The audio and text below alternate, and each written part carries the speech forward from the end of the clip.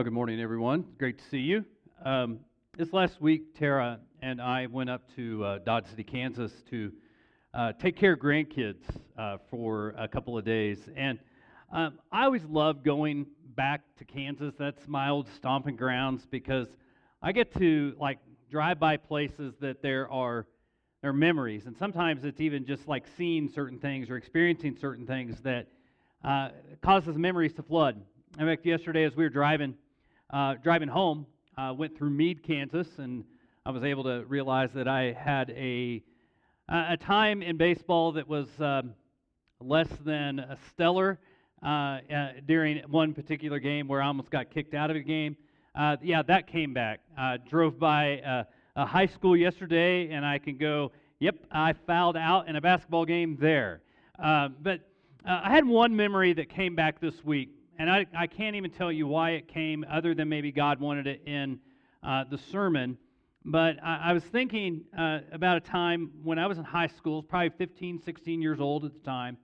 I was out with a friend, and his dad was a farmer. And in fact, Matt's a farmer to this day. And I don't know exactly what we were doing, but ended up that we had a hay wagon that was hooked up to his dad's truck. And I think we had a tractor, but we finished whatever we were doing out in the pasture, and Matt asked me if I'd be willing to drive the truck back to the house, and that's where the barns were and so on like that. And so I said, sure.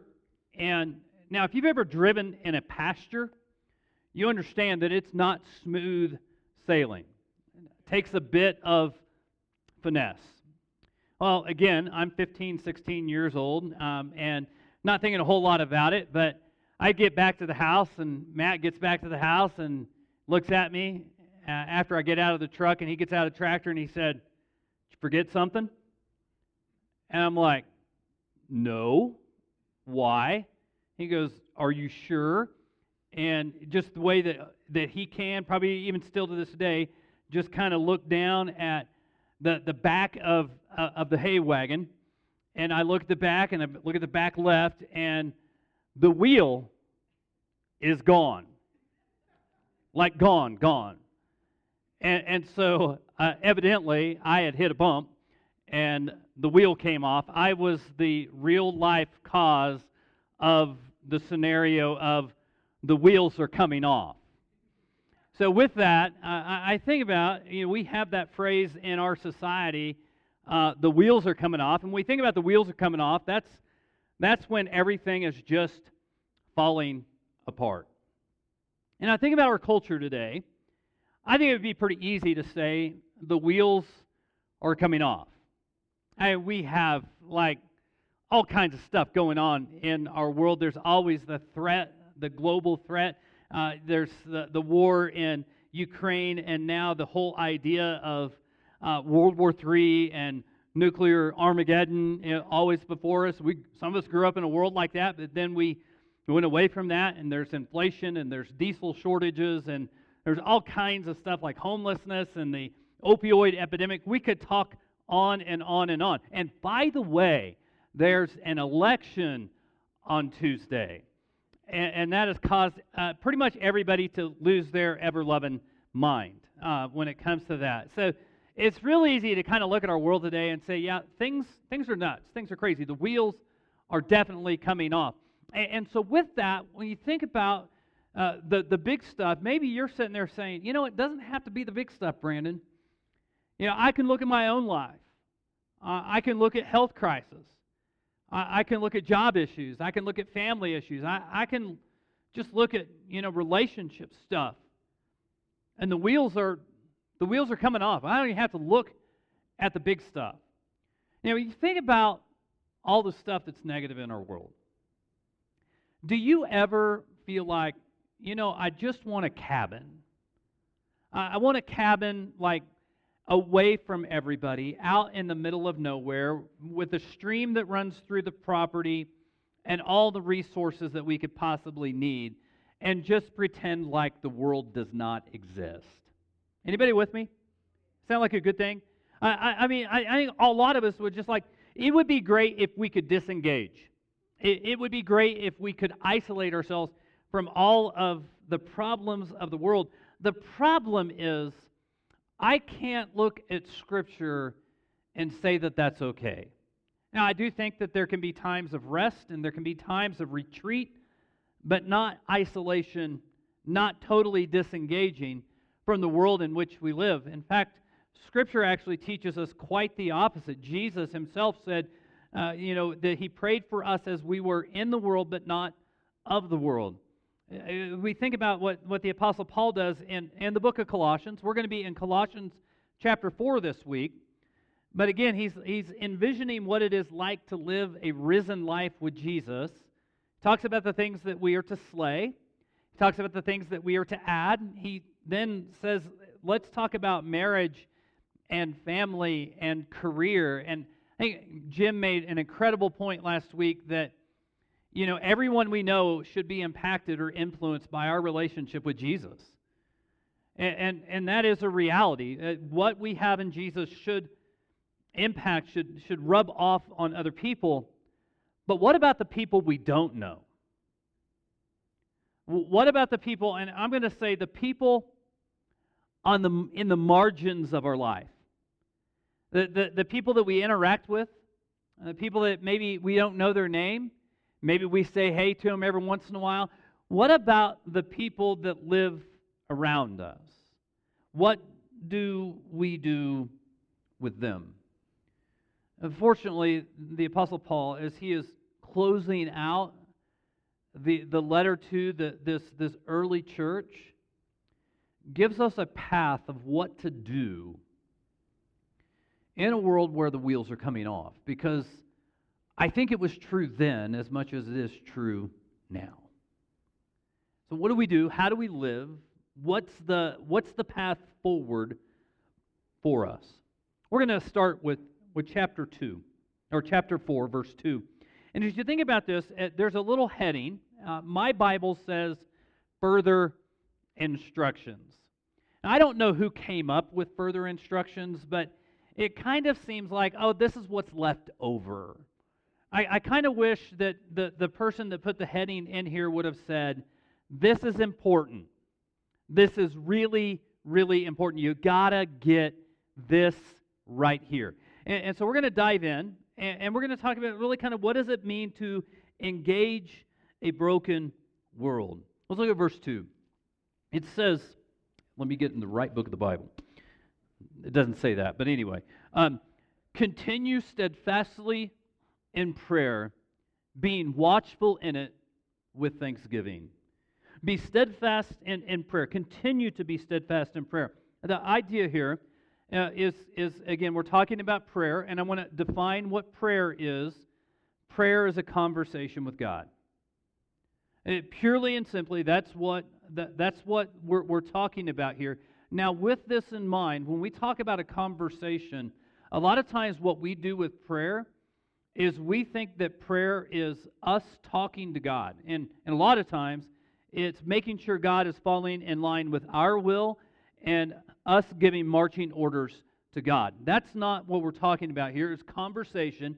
There is both talking to God, but there is also listening. Listening is a very big, important part of prayer. And I don't think we talk about this enough, but it basically says that we are to continue steadfastly in prayer. So the assumption is we are already in prayer, but that we are continuing in this. The idea of continuing steadfast in prayer. I've heard it said that we are giving unremitting attention to something. That's what the idea of being devoted to something is.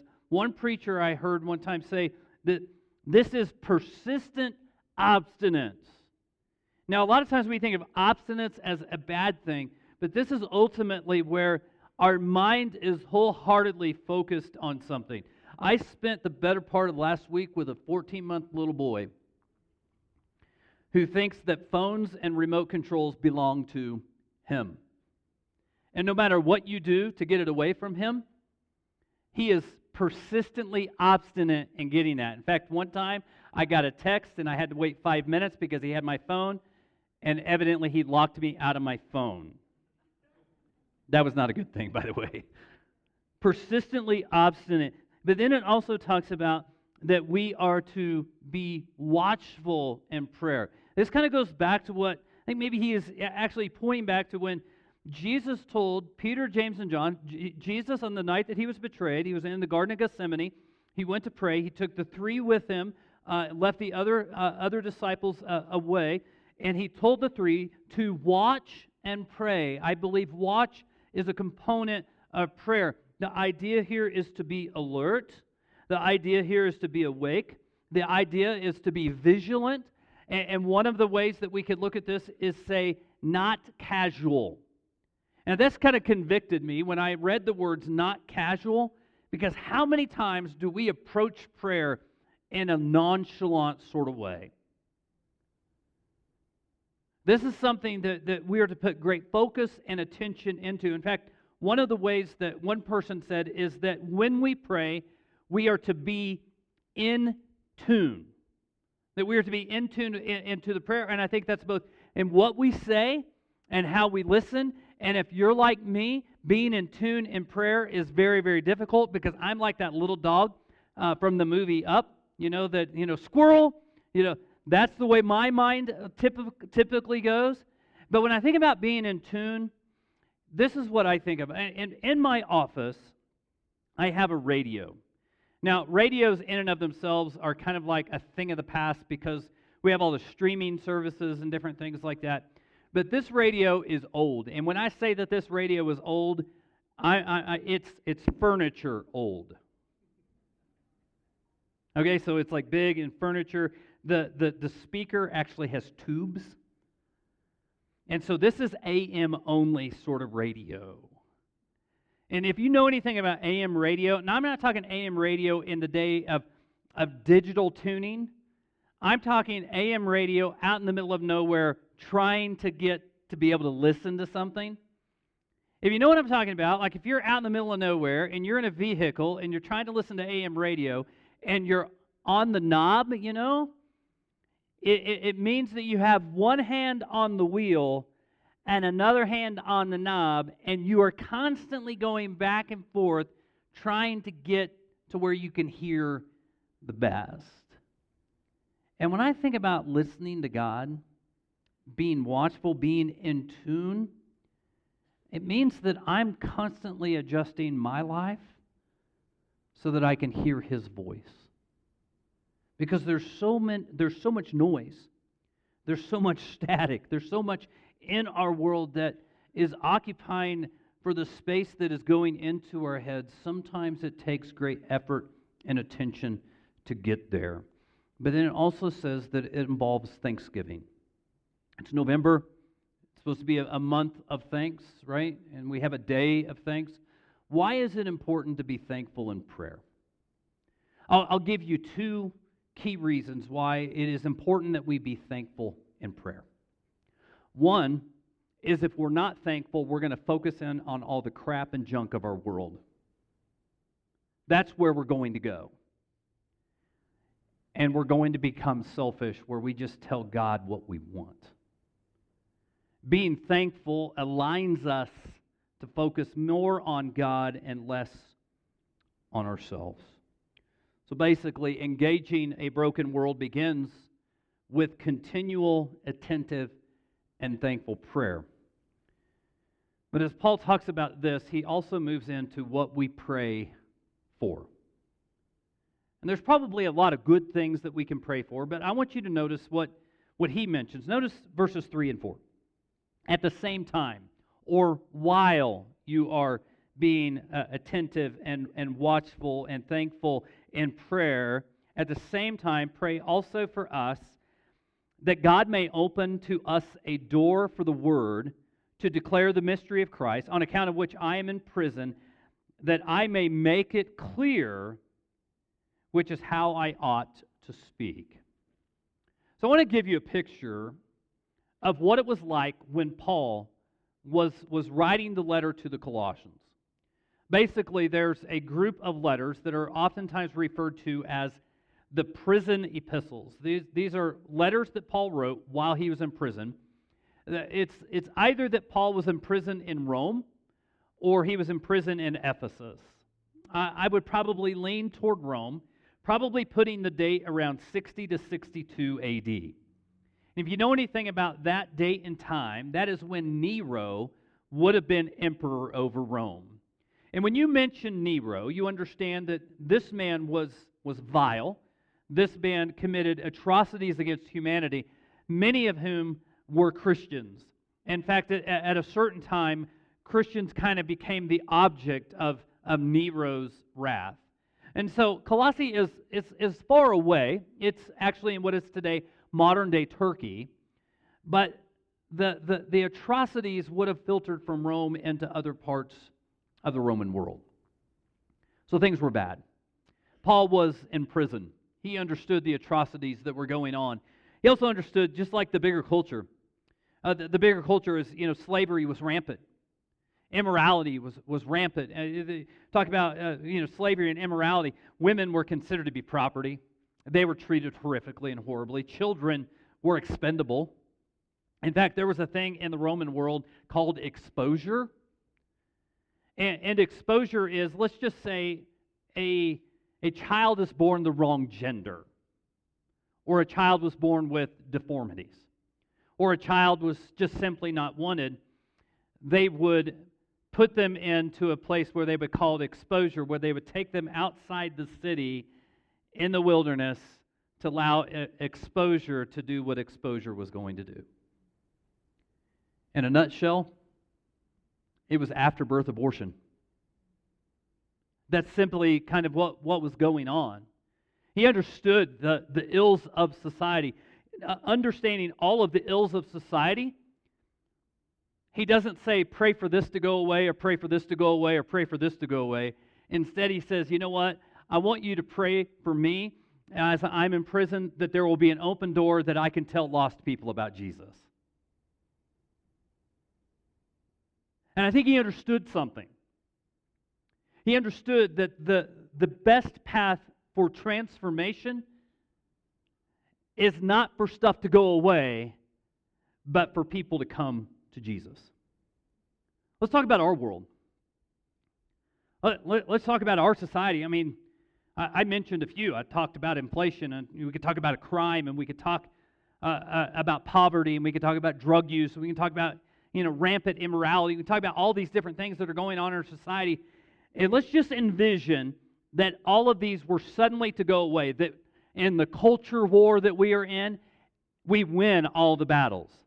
But we fail to tell people about Jesus. Here's the reality. If we fail to tell people about Jesus, people still go to hell. People are still looking at an eternity without Jesus. And so when we think about that, there's a lot we should pray for. We should pray for certain things to go away, but the most important prayer is that there are open doors for Christians to tell other people about Jesus.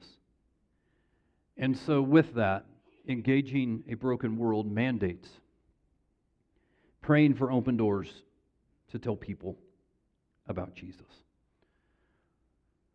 But we have a responsibility beyond prayer. We have a responsibility, I'm going to say, to the community around us. Let's look at verse 5. Verse 5 says this: walk in wisdom toward outsiders, making the best use of the time. Walk in wisdom. Walk in wisdom toward outsiders. This is one of those things that is interesting, because it's not like putting one foot in front of the other foot. Walk is the summary of the conduct of your life. So your walk identifies what type of person you are. Walk in wisdom. We walk in wisdom because the vast majority of people that we come in contact with are outsiders. They're not outsiders in the sense that there's a secret club. Now, they're outsiders in the sense that they're not walking with Jesus. And so therefore, wisdom should be at a premium as we interact and as we engage people who are far from God. That means how we do business matters. That means how we treat our kids' teachers in school matters. It matters how we treat our neighbors. It matters how we talk to the person on the phone when you're trying to deal with an issue with your cell phone bill. And that's fresh right now. Solved, but fresh. How we interact with people matters because eternity may hang in the balance. With that in mind, there's also this. It says, making the best use of the time. The image here is really, really cool because Paul employs like marketplace language. He employs kind of a language of getting a good deal, making good purchases, right? And so I think about my wife. If she goes to the mall and she comes home with bags full of stuff, she will rarely tell me, if ever tell me, how much it was, but she will tell me how much she saved. She will tell me of how good of a deal she has gotten. And so there was this idea that we make good purchases in the marketplace, but what Paul is pointing to is that we make good decisions, that we make good purchases, not in the marketplace, but with time. And the idea of time here, there's two different words for time that would have been used. One was chronos, which is chronological sort of thing. The other is kairos, and kairos kind of points to the span of time or the space of time. And so basically what he is saying is, with this in mind, we make wise use of the time that we have here in this world. Listen.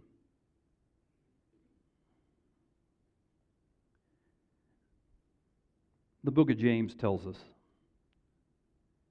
that we really don't know really what the rest of this day is going to be like regarding time. There was a young man that was here last service, and I was reminded as I looked out that he attended the funeral of his little sister just a few months ago. We don't know the time that we're allotted here on this earth, but Paul says, what time you do have, make good decisions. Make good decisions because there are people who are outside of Jesus, not walking with Jesus, who need to know Jesus. So therefore, what we do in this life, how we live our life, how we walk in this life matters. But it's not just how we walk, it's also how we talk. Let's look at verse 6. Let your speech always be gracious, seasoned with salt, so that you may know how you ought to answer each person.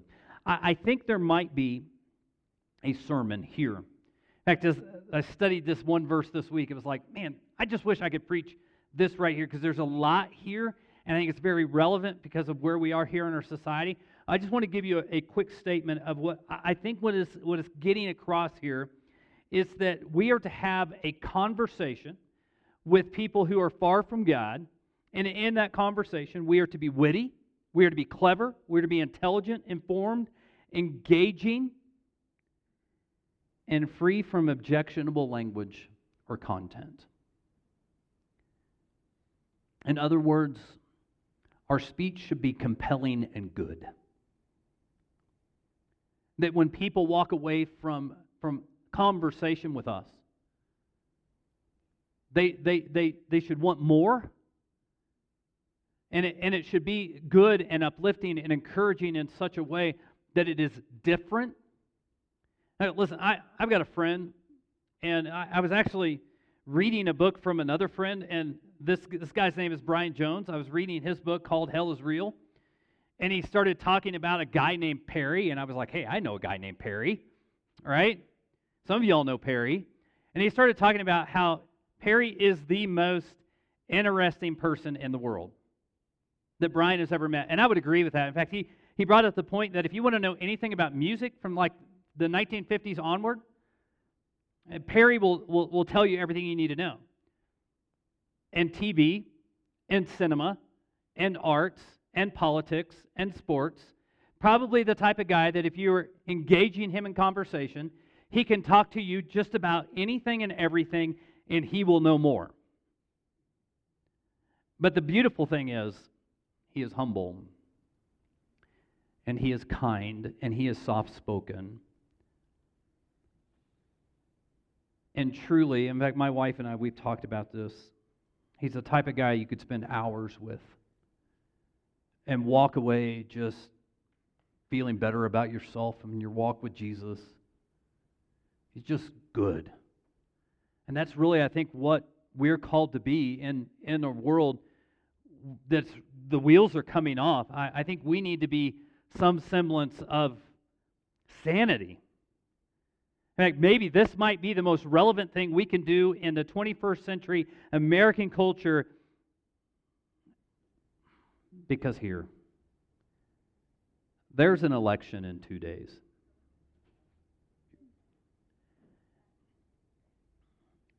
And if you haven't voted,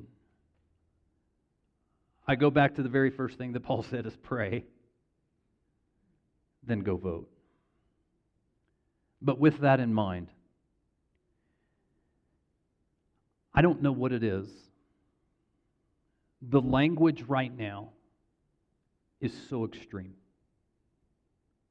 The language from the media pundits, from the politicians, down to social media, to maybe even in our own interaction with people, and it's filtering into our families and our lives, and we don't even know it.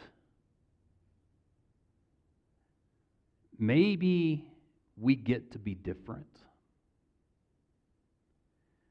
Maybe what God is calling the church to do is just be different. That we be the calm in the middle of the storm. We don't react like everyone else. And you know what? This is a challenge. This is a challenge, and one of the reasons why I'm going to say that this is a challenge, I can't tell you how many conversations I've had today where people said, that's just hard. It is. But maybe that's what we're called to do. So with that in mind, engaging a broken world mandates that we are highly intentional with our walk and our talk.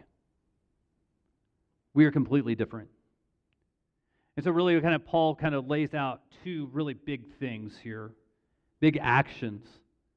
And I'll say it like this in our bottom line: engaging a broken world mandates continual prayer and intentionally engaging people far from God.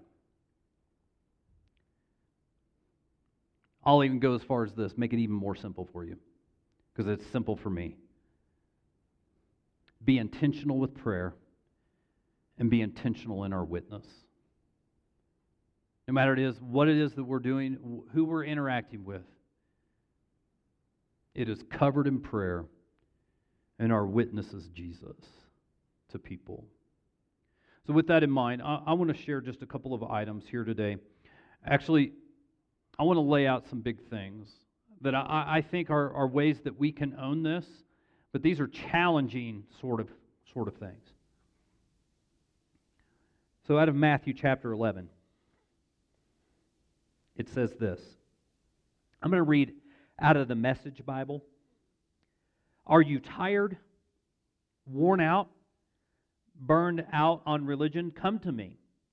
Get away with me and you'll recover your life. I'll show you how to take a real rest. Walk with me and work with me. Watch how I do it. Learn the unforced rhythms of grace. I won't lay anything heavy or ill-fitting on you. Keep company with me and you'll learn to live freely and lightly. So as we engage our world, I'm going to say this: do life with Jesus first. Somewhere, I don't know if it was a t-shirt or one of those silly memes on Facebook that fill up so much of our space.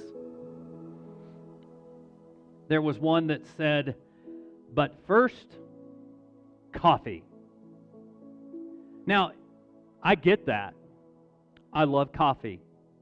I personally, life does not begin until I've had my first cup of coffee. What if we, instead of said, but first coffee, we said, but first Jesus? That before we start our day, whatever it is that we're doing in our day, it begins with just saying, I'm going to spend my time in prayer and in the Word, but first Jesus. Maybe with your coffee.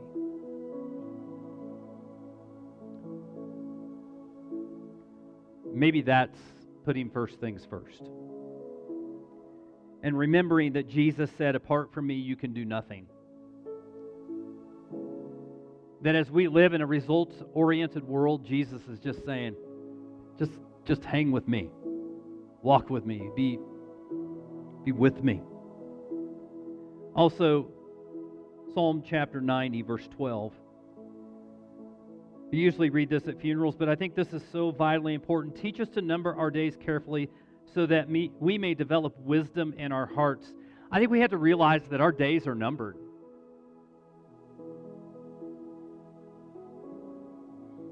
Also, Jeremiah chapter 29 is probably one of the more prominent chapters in the entirety of the Old Testament. And we only know verse 11, and I'm not going to read verse 11. I'm going to read verses 4 through 7. This is what the Lord of heaven's armies, the God of Israel, says to all the captives he has exiled to Babylon from Jerusalem. Build homes and plan to stay. Plant gardens and eat the food they produce. Marry and have children. Then find spouses for them so that you may have many grandchildren. Multiply, do not dwindle away, and work for the peace and prosperity of the city where I sent you into exile. Pray to the Lord for it, for its welfare will determine your welfare. Listen, I'm going to tell you straight up.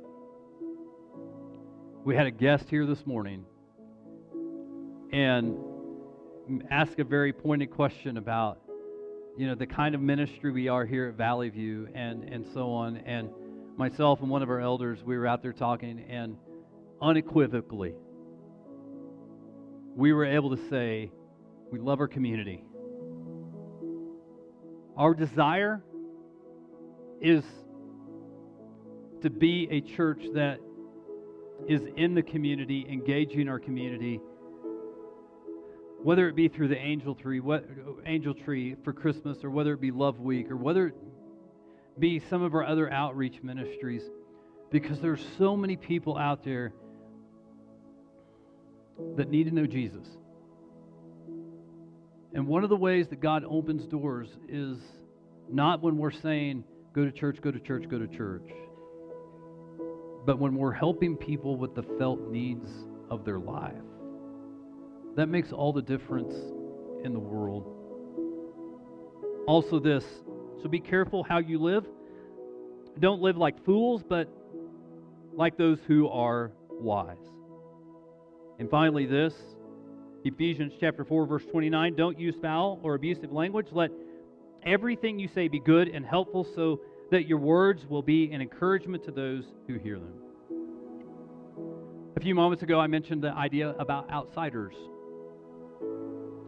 Listen, I'm thoroughly convinced that the more we grow as a church, the harder it is for us to engage people that we don't know when we're here at church.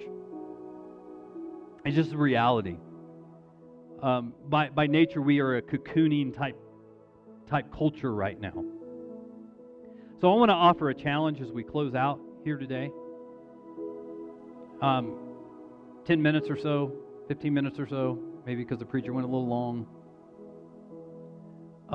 We're going to be out into the service, out of our service, and we're going to be out in the gathering area. We're going to be outside. I want to encourage you to do something today. Find somebody you don't know. Find somebody you rarely talk to. Engage them. Talk with them. Introduce yourself to them. Even here, let's get outside our comfort zones and seek to engage people. Let's go to God.